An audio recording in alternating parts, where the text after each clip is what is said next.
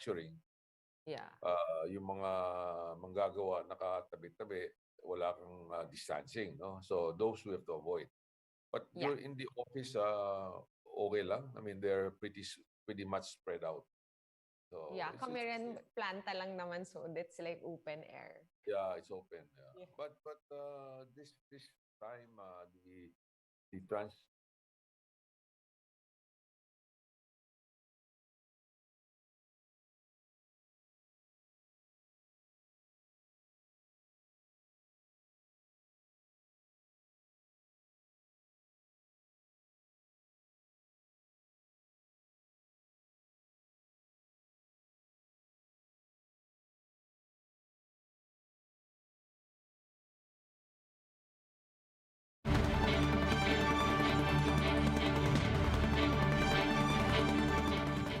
The news day continues here on One News Now. I'm Sean Yao.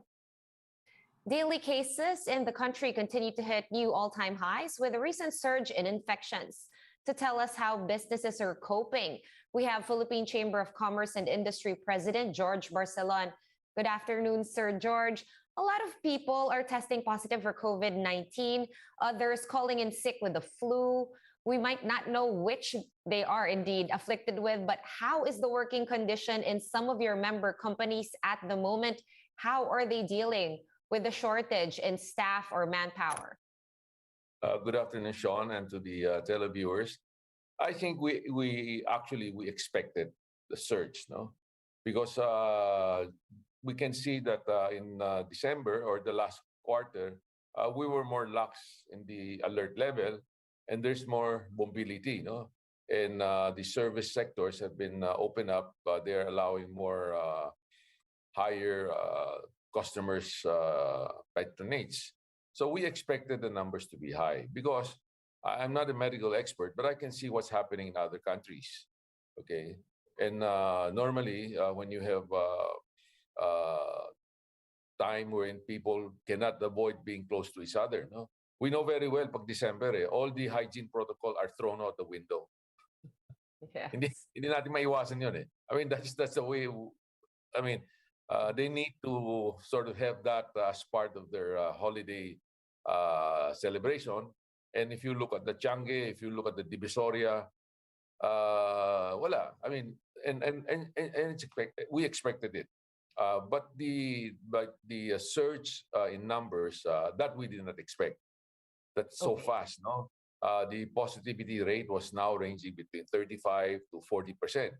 So that caught us in a way surprised, and we were a bit concerned. But when we saw what other people are sharing with us, no, other countries, na it's mild naman eh.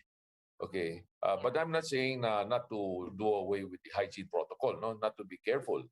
But we realized that we have to have or the government and the private sector must collaborate, no, to have a better handle of this.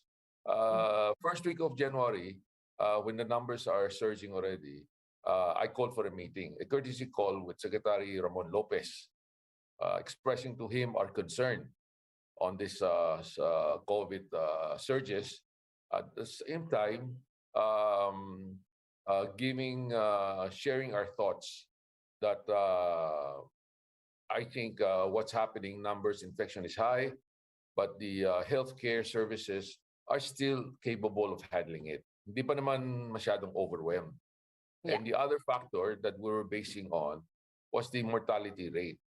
Okay. Meron, di naman wala. We are saddened if there's any loss in lives, no? But the number is not as high. Okay, we are still overall still ranging between 1.65 to 1.7% on the mortality.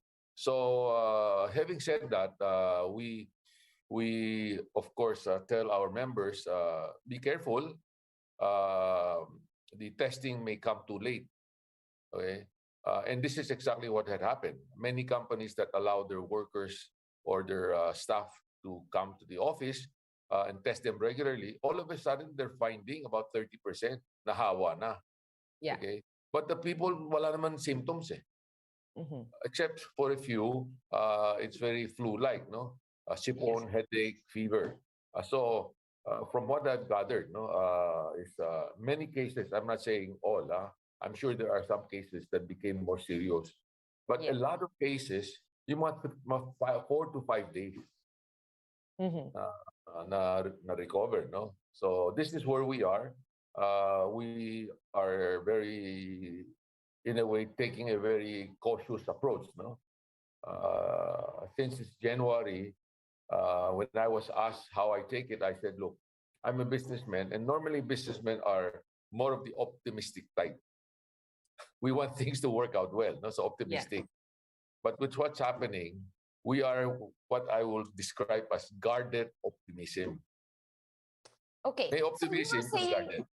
yeah, you were saying, sir, that there is guarded optimism and that the cycle, as of course, anecdotally, based on your observations and what people have told you so far, that it seems to be a shorter cycle of getting infected, getting the symptoms, and then getting better. Now, we also have the IATF already lowering the quarantine requirement for fully vaccinated health workers with no symptoms down to, I believe, it is 10 days rather, or 5 days. Right, Are right. businesses thinking of calling for the same relaxed protocol? Because you also mentioned it's about 4 to 5 days before the Well, employees report yes, to yes. feel It's better. not that we're calling that. It's just a question that we're what we're seeing on the ground. No, wherein people, yes, they were tested positive.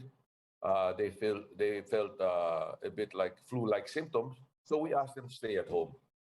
Okay. Okay, and then usually, as I mentioned earlier, mga 5 days. Then they would report that they're okay. Okay, Okay. they self quarantined at home, but we still require them to stay the full cycle Okay. of at least some 10 days, some 14 days. Okay. So 10 to 14 days per end. Yeah, You we also still do mentioned, that. yeah. You also mentioned before that you support companies shouldering the testing expenses for their workers. Is this more or less still what's happening on the ground, despite what the Dole said about, having the employees shoulder test expenses? Are a lot of employers that you know of still extending a hand to have their workers tested or shouldering expenses for testing? I believe so.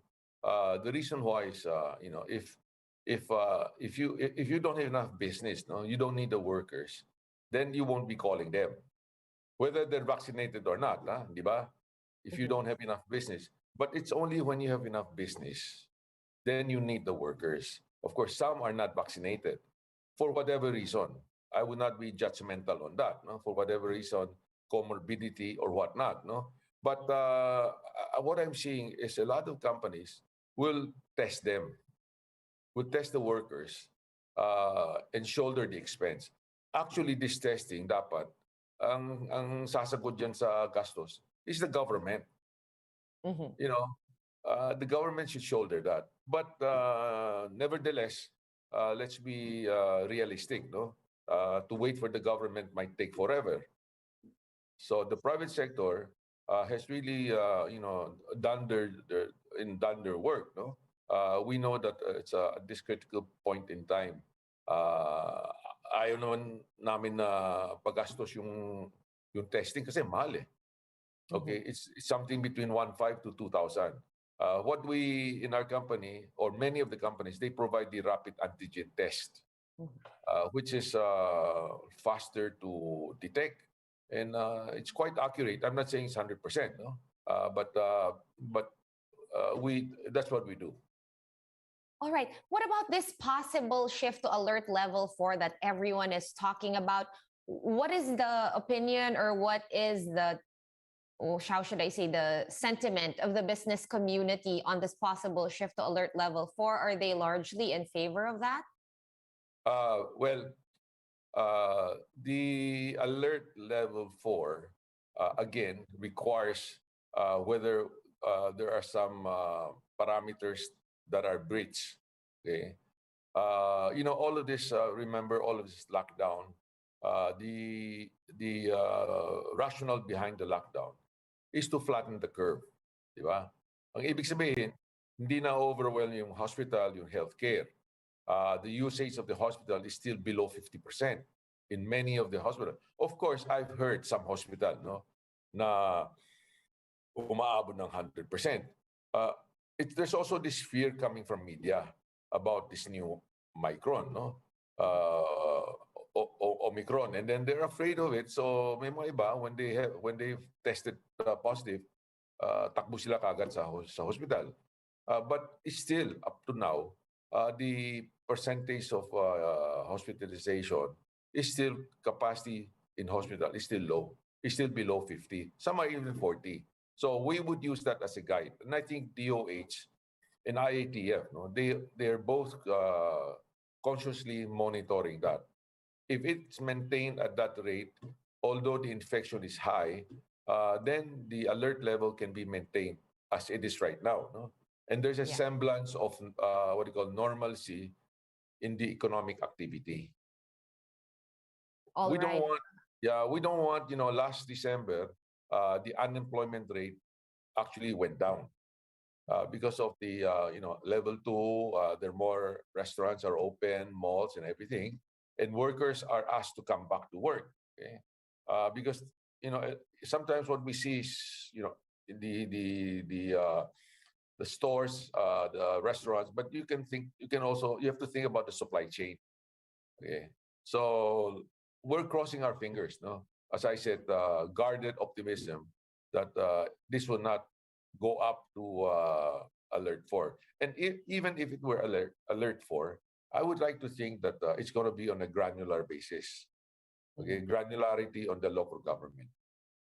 All right. On that note, thank you so much, as usual, for your time and for your insights. PCCI President George Barcelon, thanks for joining us this afternoon. Thank you, Sean. Yeah. The Health Department logs over 33,100 new COVID-19 infections today. A new record high daily tally of cases for the third straight day. The caseload now nears the 3 million mark, with 157,000 still undergoing treatment. The number of active cases is the highest since September of last year. The virus also killed 145 more patients overnight, pushing the death toll to more than 52,200. Total deaths translate to around 1.7% of the total caseload. Meanwhile, recoveries are now at 2.7 million, with over 3,700 new survivors today. 46% out of some 73,000 tests recently conducted yielded positive results. Today's positivity rate is also a new record high for the country, even as 10 testing labs were not able to submit data to the Department of Health. For more updates, visit News 5, the Philippine Star, and Business World online. Visit our website, onenews.ph, for more in-depth analysis. You can also catch One News on the Signal Play app. Register for a free account at www.signalplay.com and stream One News live anytime, anywhere. Masks on, wash hands, and stay safe, Philippines. I am Sean Yao. We are One News.